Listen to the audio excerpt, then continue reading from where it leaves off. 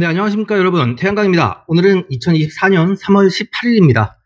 오랜만에 영상을 준비했고요. 오늘은 태양광 RPS 절차에 대해서 간략하게 소개를 드리고, 발전 사업을 진행하는 사업자들이 가지고 있는 현실적인 문제점에 대해서 이야기를 조금 해보려고 합니다.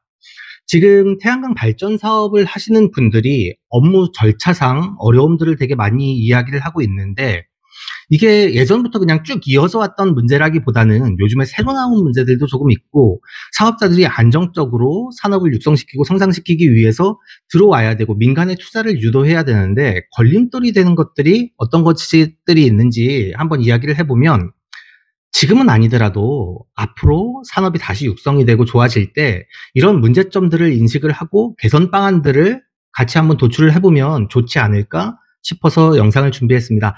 이 이야기를 하기에 앞서서 태양광 발전 사업의 업무 절차를 간단하게 조금 설명을 해드리려고 하는데요. 작년에 2023년도에 태양광 사업화 교육 업무 자료로 제가 만들었던 자료를 그냥 참고를 해서 설명을 해드리려고 하는데, 이 자료는 제가 PDF로 해서 저희 카페에 올려드릴 거고, 아래에 링크 주소를 넣어드리도록 하겠습니다. 들어가시면 전부 다 확인할 수 있는 거고요. 태양광 발전 사업의 업무 흐름도를 사업자들이 정확하게 알아야 된다라고 말씀을 드리는 게 저의 역할이라고 저는 생각을 했습니다. 그래서 사업자들이 보편적으로 돈만 주시면 저희가 다 알아서 해드릴게요, 그냥 턴키 계약으로 들어가다 보니까 사업자분들은 아무것도 모르셔도 돼요 라는 인식들을 되게 많이 하십니다. 그런데 저희가 문제가 생기고 나서는 사실 모든 책임을 사업자가 져야 되는 경우들이 되게 많거든요. 공인인증서를 주고 또는 인가증명서를 주고 사용인관계를 찍어주고 인감 도장을 넘겨주는 것들은 사실 그 행위에 대한 모든 책임을 내가 진다라는 얘기밖에 안 됩니다. 그래서 계약서를 작성하실 때도 그냥 일반 EPC 시공계약서를 쓰지 말고 한국에너지공단에서 발급된 표준계약서를 쓰라고 매번 말씀을 드리고 있죠. 그런다고 모든 리스크가 해지가 되냐? 사실은 그렇지가 않습니다. 업무 절차를 제대로 판가름해 보면서 이 업무 절차대로 정확하게 업무 흐름이 진행되고 있는지를 사업자분들이 한번 좀 체크해 보셔야 한다. 왜 그래야 하냐? 자, 쉽게 예를 들어서 5월 30일 날 준공이 되어야 합니다. 그러면 역으로 한번 계산을 해보자는 거죠. 역으로 계산을 해서 5월 30일 날 준공이 되기 위해서는 사용점검사는 그럼 5월 20일까지는 받아야 되겠네. 5월 20일까지 사용점검사를 받으려면 모듈이랑 인버터가 5월 10일까지는 들어와야 하잖아. 모듈이랑 인버터가 5월 10일까지 들어오기 위해서는 구조물 공사가 5월 9일 이전에 완료가 되어야 하고, 그러면 4월 말까지 전기사업 허가와 개발행위 허가를 득해야 되겠구나. 이렇게 일정표가 있으면 일정표를 역으로 들어오면서 계산을 해보실 수가 있습니다. 그래서 5월 말까지 준공할 거예요. 분양형에서 많이 나타나는 증상이죠. 저희는 5월 말까지 준공을 할 겁니다. 계약을 지금 하셔야 됩니다 라고 얘기를 하는데, 5월 말까지 준공되기 위해선 4월 말까지 개발행위 허가가 나와야 되는데 5월 20일까지도 개발행위 허가가 나왔지 않았는데 끝까지 버틸 수 있을 때까지 거짓말을 하는 사람들이 있죠. 그건 사업자들이 업무 절차를 제대로, 업무 흐름을 제대로 파악을 하고 있으면 그런 것들을 중간중간 미리미리 체킹하실 수 있을 거라고 말씀을 드리는 겁니다. 발전 사업이 되나요? 안 되나요? 라고 이야기를 할 때 업체 그것도 다 위임을 하시죠. 그런데 업체 담당자들이 그걸 제대로 판단하지 못하는 경우들도 많습니다. 개발행위 허가 부분에 대해서 다 파악을 못했다든지, 아니면 조례에 걸리는 것들을 실수로 잘못 판단을 했다든지, 그래서 사업이 된다라고 했지만 안 되는 경우들도 많고요. 사업을 진행하다가 중간에 빠그러지는 경우들도 상당히 많습니다. 그래서 사업자가 허가가 받을 수 있는지, 우리 지자체의 조례는 어떤지, 주변 민원 발생 여부는 없는지, 한전 개통에 여유 용량은 있는지, 개발행위 허가 관련 규정은 명확한지를 한번 좀 따져보셔야 된다. 사업자들이, 시공업체들이 가끔 그렇게 얘기를 하는 경우가 있습니다. 한전에 전화하지 마세요. 한전에 전화하면 될 것도 안 됩니다. 그런데 요즘은 지자체나 한전 담당자분들이 엄청 친절하세요. 사업자분들의 민원에 귀 기울이고 그런 것들을 상담해 주실 수 있는 준비가 되어 있다 보니까 사업자분들이 정확한 업무 절차나 업무 절차를 파악하고 그거에 대해서 공정표를 작성한 후에 그 공정표에 맞게 업무가 제대로 진행이 되고 있는지 중간중간 수시로 체크해 보시는 게 좋을 거라고 생각이 듭니다. 발전소 공사가 시작됐을 때 우리가 어떤 업무 절차들을 거쳐야 할까요? 공사계획 신고는 제대로 되어 있는지, 공사계획 신고에 되어 있는 토목공사는 완벽하게 마무리가 되고 있는지, 그거에 따른 준공검사에는 무리가 없는지, 준공검사가 나야 지목 변경 신청도 할 수 있고 개발행위 준공도 낼 수가 있으니까요. 그걸 바탕으로 해야 RPS, REC 공급인증서 확인서도 받을 수가 있으니까요. RPS 대상 설비 설치 확인을 받지 않으면 REC가 나오지 않는 겁니다. 그럼 REC를 계속 손해를 보고 갈 수도 있는 거다 보니까 그런 부분들은 꼭 챙기고 가셔야 한다라고 말씀을 드리고 싶습니다. 자, 사용자검사랑 전력수급 계약을 하는데 우리가 문제가 되는 것들이 그겁니다. 공사를 다 해놨어요. 그런데 한전에 계약이 안 되어 있습니다. 그럼 어떻게 돼요? S&P를 판매할 수 없는 거죠. 공사를 다 해놨는데 정밀안전검사나 사용자검사를 못 받았어요. 그럼 어떻게 되는 거죠? 한전이랑 상관이 없이 그냥 매전 계약 자체가 안 되는 겁니다. 사용자검사 필증이 들어가야 한전이랑 계약도 마무리가 되고 RPS 설비 확인도 되는 거니까요. REC랑 S&P를 팔기 위해서. 그런데 여기서 문제가 되는 것들이 우리는 한국에너지공단이랑 지자체랑 한전이랑 전기안전공사 그리고 뭐 발전사들을 각각의 거래처로 거래를 해야 되는데 이 상호 간의 기관들이 서로 협력 관계가 이루어지지 않고 있습니다. 그러다 보니 인허가가 제대로 마무리가 됐고 개발행위가 정확하게 마무리가 됐고 공사가 다 끝났어요가 아니라 사용점검사 일정은 제대로 맞춰가고 있는지, 개발행위 준공은 정확하게 됐는지, 개발행위 준공에 따른 지목 변경은 됐는지, 지목 변경 이후에 RPS 설비 확인은 정확하게 들어갔는지 이런 것들을 따져봐야 되는 거죠. 공사만 마무리되고 현장에서 다 됐다고 잔금을 보내주시는 게 아니라 그거에 따른 행정 처리 절차들도 정확하게 마무리가 됐는지를 한번 좀 따져보셔야 된다. 그러기 위해서는 사업자분들이 알아야 될 것들이 되게 많다라고 말씀을 드리는 겁니다. 한 번쯤 이런 업무 절차를 처음부터 끝까지 살펴보고 혹시나 내가 모르는 것들이 있나? 혹시 내가 놓치고 있었던 건 없나를 한 번쯤 더 검토를 해보시는 게 좋지 않겠나 싶습니다. 그래서 사업계획 체크리스트를 제가 만들어 봤는데 사업자분들이 미처 생각하지 못하신 것들이 있을 수 있을 것 같아서 투자 대비 수익성은 제대로 판단을 하셨습니까? 아니면 인허가 검토 사항은 제대로 검토가 되었습니까? 공정계획표, 업무 일정표는 작성을 해보셨습니까? 견적은 최하 5곳 이상 받아서 비교해 보셨습니까? 모듈의 가격의 변동이 너무 크다 보니까 주사재 기기 변동이 너무 크죠. 그러다 보니까 사실은 금액들이 요즘에 많이 낮아져서 현실화가 되었는데 조금 이름을 알리고 있는 회사들 그리고 유튜브에 나와서 얼굴을 내보이고 있는 회사들도 주요 품목에 대한 가격으로 장난을 치는 경우들이 되게 많죠. 이익을 얼마를 가져가는 거에 대해서는 크게 이야기하고 싶지 않습니다. 그런데 주기기에 대한 견적이 제대로 들어왔고 시공에 대한 계획이 정확하게 잡혀 있는지는 명확하게 한번 따져보시는 게 좋겠다라고 생각을 하는 겁니다. 그리고 주변에 태양광 발전소를 많이 다녀보시면요. 비교가 됩니다. 한두 군데 보는 게 아니라 여러 군데를 봐야 비교가 되고 그랬을 때 저희가 민감하게 생각하는 부분은 전기공사가 정확하게 마무리가 되었냐라는 것들을 조금 이야기를 많이 드리고 있어요. 요건 새들이라고 하는데요. 제가 현장에서 케이블 타이로 배선을 막아놓은 것들을 되게 싫어합니다. 그리고 이렇게 노출이 되어 있는 것들은 안에 쇠가 감겨있는 후레시브를 사용을 하고 노출이 되지 않고 바닥으로 들어간 건 CD관을 사용해야 된다라고 말씀을 드린 적이 있는데 이런 새들 작업하는 게 크게 어렵지 않거든요. 그런데도 안 하는 것들이 많습니다. 그냥 케이블 타이로 대충 묶어 놓는 거죠. 당장 공사하기 편하니까. 몇 년이 지나서 해가 받고 그러면 다 삭아서 떨어지는 경우들이 되게 많아요. 아주 간단한 부분이지만 새들로 마감을 제대로 했는지 기초는 제대로 처리가 됐는지 이런 것들이 구조적으로 크게 영향을 안 미치기도 합니다. 그걸 내가 알고 있는 것과 내가 모르고 있는 건 차이가 있지 않나. 그래서 현장을 조금 많이 보시라고 설명을 드리고 있고요.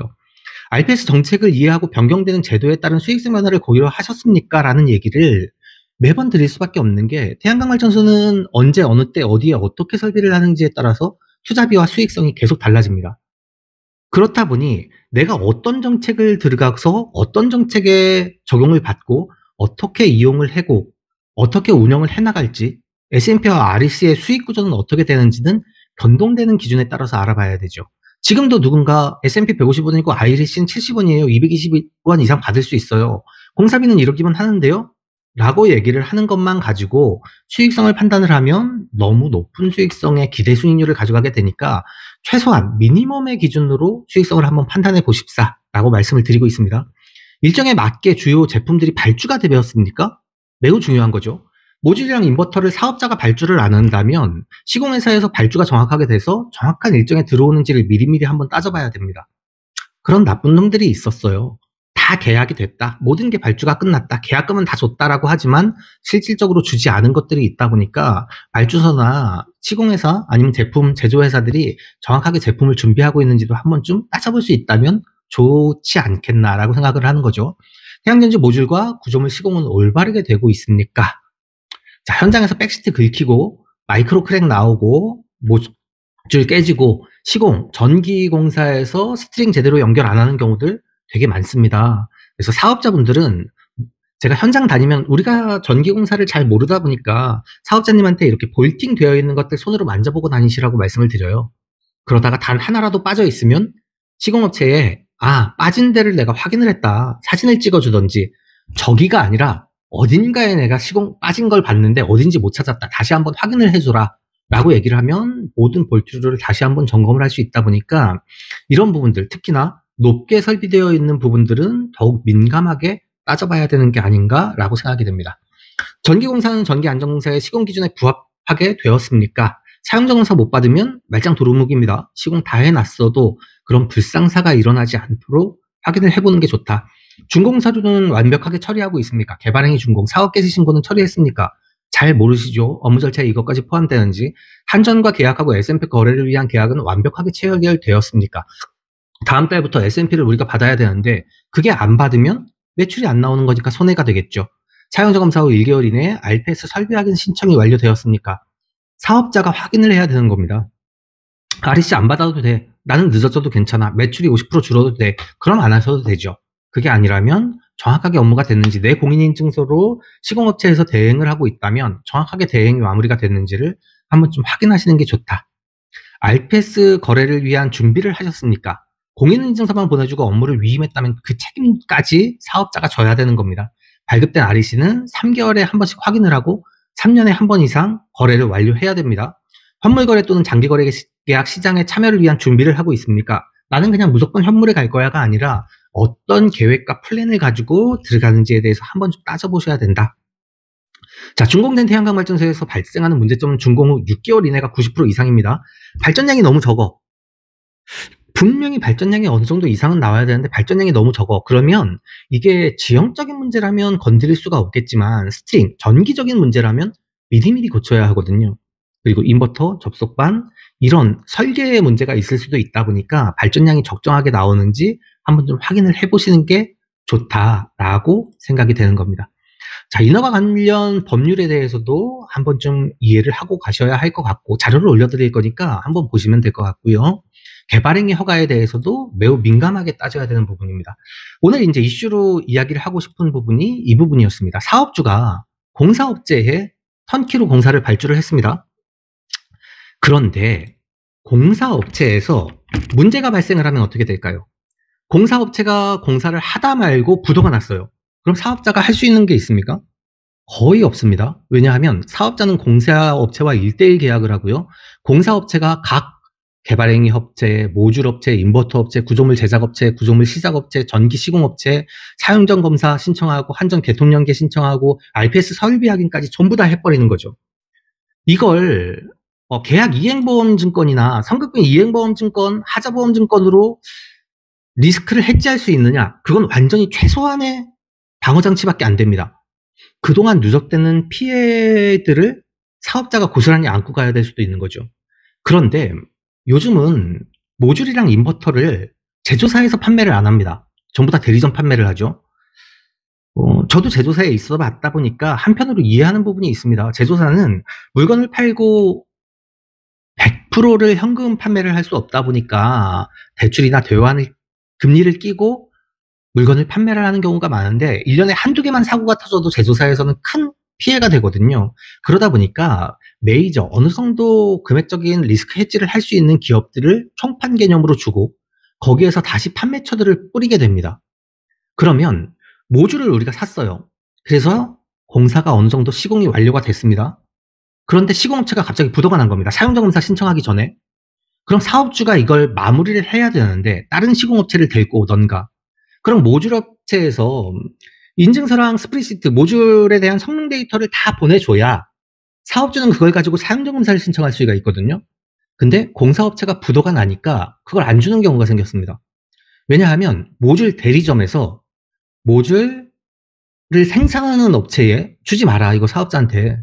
이걸 줘버리면 우리 대리점은 대금을 회수할 수가 어렵다라고 얘기를 해버리는 거죠.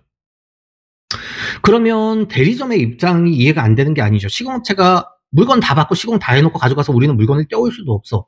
대리점은 돈을 받아야 돼. 그럼 사업주 입장에서는 돈을 나는 모듈 비용을 다 줬어. 중간에 EPC 업체가 사라진 거니까요. 그러다 보니 모듈 업체도 그럼 사용자검사를 못 받게 스프리시트를 주지 맙시다. 인증서를 주지 맙시다. 그럼 사업자는 사용자검사를 받기도 어렵고 개통 연계를 하기도 어렵고 설비 확인을 받기도 신청하기도 어려운 상황에 이르는 거죠. 그때 대해서 소송을 건다. 시공업체에 달라래라. 이게 국내 업체들이면 사실 어느 정도 조율이 가능하다고 생각합니다. 어차피 제조사에서 다 나오는 거다 보니까 제조사랑 어느 정도 협의를 하든지, 제조사 입장에서도 중간에 있는 메이저급 대리점들을 무시할 수가 없잖아요. 그 업체들이 돈을 못 받는다라고 하니까 그냥 걔들을 띵겨먹고 자료를 주기는 어려울 수도 있거든요. 그런데 국내 업체는 어느 정도 협의가 가능할 거라고 생각합니다. 근데 외국계 기업들은 어떻게 해요? 외국계 기업들은 답이 안 나옵니다. 이랬을 때 문제가 생기는 것들을 해지하기가 되게 어려워요. 이런 문제들을 어느 정도 보완을 하기 위해서 각종 보험증권들을 발행을 하지만 그거마저 100%가 아니라는 거죠. 그런데 제도적으로 보완할 수 있는 부분들을 만들면 가능할 거라고 생각을 하거든요. 그런데 지금 정책 입안자들이나 지금 시장을 움직이는 기업들도 우리의 이익이 극대화되기 위해서 어떤 방법을 써야 되는지를 고민을 하는 거지, 태양광 산업 자체가 성장하기 위해서, 태양광 산업 자체가 부흥하기 위해서 이 산업 자체에 리스크를 해지하기 위해서 어떤 방안들을 만들어 놔야 되느냐에 대해서는 별로 고민을 하지 않죠. 저도 이 피라미드 속에서 구조물 제작업체의 하도급 업체로 시공을 들어갔다가 돈을 못 받은 경우들이 있습니다. 어떻게 할 수가 없어요. 어떻게 하고 시공 비용 인건비다 보니까 노동청에 고발을 하고 이런 과정들을 거치는데 시간도 정말 많이 걸리고 손해는 손해대로 나거든요. 그러다 보니까 제가 사업자분들한테 어느 정도 믿을 수 있는 규모 있는 회사에 가시는 게 좋습니다라고 말씀을 드린 경우가 많지만 지금은 그런 회사들도 많지 않죠. 규모 있는 회사들이 지금까지 잘 나가는 회사가 얼마나 됩니까? 잘 나가던 회사들도 다들 삐걱거리고 있는 시장이고, 중소업체들 같은 경우는 사실 예전처럼 연간 몇 메가씩, 몇십 메가씩 공사를 하는 게 아니다 보니까 조금씩 공사를 해서 먹고 살라고 보면 시공 단가가 올라갈 수밖에 없는 거겠죠. 우리나라는 전문기업 제도라는 것들을 가지고 있고 각종 모듈 인버터에 대한 성능에 대해서 KS 인증 제도를 다 가지고 있습니다. 정부에서 하는 일들이 뭔지는 알아요. 그런 것들에 대해서 보완책을 만들고 조금 더 좋은 방법들을 만들려고 계속 노력을 하고 보완을 해나간다라고 얘기를 하지만 사실 필드에서 움직이는 사업자, 그리고 필드에서 움직이는 SI 업체, EPC 담당자들, 아니면 프로젝트 매니저들이 가지고 있는 문제점들을 듣고 해결하기 위해서 고민을 많이 하진 않는 거죠. 이런 리스크도 사용정사 스프리시트가 없다, 모듈에 대해서. 모듈 시공 다 해놨는데 성능 데이터가 없어요. 인증서 없어요. 그래도 사실은 받을 수 있는 방법들이 있기는 합니다. 그런데 좀 많이 복잡하고 시간이 많이 들고 비용적인 손해도 많이 발생을 할 수밖에 없는 거죠. 인버터도 마찬가지죠. 사업자가 개별적으로 그런 발주를 했을 때 시공 비용을 획기적으로 줄일 수 있냐? 그렇지가 않아요. 한 군데 회사가 이익을 가져가면 되는 것들을 이익을 다 따로 나눠주게 되면 그 업체들이 사업주와 개별적으로 시공을 해본 신뢰도가 형성이 안 돼 있다 보니까 각자의 이익을 가져가면 다시 비용은 커지고 리스크가 커지는 경우들도 되게 많습니다. 어려운 문제죠.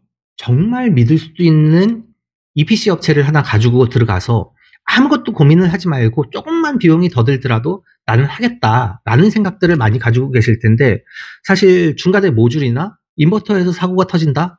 이런 것들을 EPC 업체가 내가 조금 이익이 안 나고 손해를 보더라도 준공을 마무리할 수 있다라는 생각을 가져가야 하는데 그런 업체가 많지 않다라고 생각이 됩니다. 지금 시공을 하는 업체들도, 지금 공사를 하는 업체들도 사람이 나쁜 게 아니라 돈이 문제를 만든다라고 저는 언급을 많이 드린 적이 있는데, 내 입에 들어가는 건 빼서 남 줄 수 있다라고 얘기를 해요. 배가 고파도 되니까. 근데 내 자식들 입에 들어가는 것까지 뺏어서 나의 신용도를 지키기 위해서 남한테 줘야 된다. 그래야 하는 게 정상이죠. 남의 자식 입에 들어가는 걸 뺏어가지고 내 새끼 입에 넣어주면 안 되니까. 그런데 살아보니 그렇지 않은 경우들이 너무 많더라. 문제점이 생기는 경우들이 너무 많더라라고 생각이 됩니다. 그래서 이런 영상을 만들어 놓는 게 정책 입안자분들이 앞으로 태양광 산업을 육성하기 위해서 이런저런 계획들을 가져야 된다. 어떤 것들을 부응시키고 정책적으로 어떤 것들을 조금 더 세심하게 관찰해야 한다라는 것들을 고민을 해봤으면 좋겠습니다. 지금은 사업주가 가져가야 되는 리스크가 너무 커요. 한전, 전기안전공사, 사용자검사 받고 한국에너지공단, 발전자회사 어느 하나 사업주가 갑의 위치에서 일을 할 수 있는 데가 없었거든요. 시공회사 선정해놓고 계약금 주고 비용 들어가기 시작하면 사업주가 갑이 되지 못하는 경우들이 너무 많았습니다. 그러니까 쓸데없는 갑질을 하자라는 얘기가 아니에요. 사업자도 정당한 권리를 행사를 하고 시공업체도 정당하게 공사를 해서 최소한의 리스크 해지를 하는 게 아니라 아주 안정적으로 사업을 마무리해 갈 수 있는 방안들을 고민해서 찾아놓으면 좋지 않겠나라는 생각들이 들어서 오늘 영상을 준비해 봤습니다. 조금 길게 이야기가 됐는데 자료는 카페에서 확인을 하시면 되고요. 이런 사회적인 이슈들, 우리가 태양광 사업을 하면서 가져갈 수 있는 문제점들, 어려움들을 같이 얘기할 수 있는 방안들이 필요하시다면 그런 이야기도 같이 해주시면 좋을 것 같습니다. 오랜만에 영상 준비했는데 벌써 봄이 다 됐습니다.